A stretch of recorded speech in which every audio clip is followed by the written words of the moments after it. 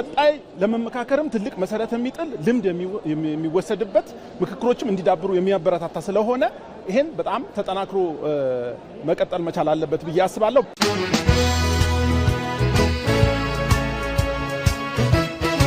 ሁሉን የሚያካትት የሁላችንም ፓርቲዎች ኢንተረስት ያካተተ ስለሆነ እያንዳንዱ የኢትዮጵያ ችግር ካለመግባባት፣ ካለመሰብሰብ፣ ካለማመካከር የመጣ እንጂ ሌላ የተለየ የለም።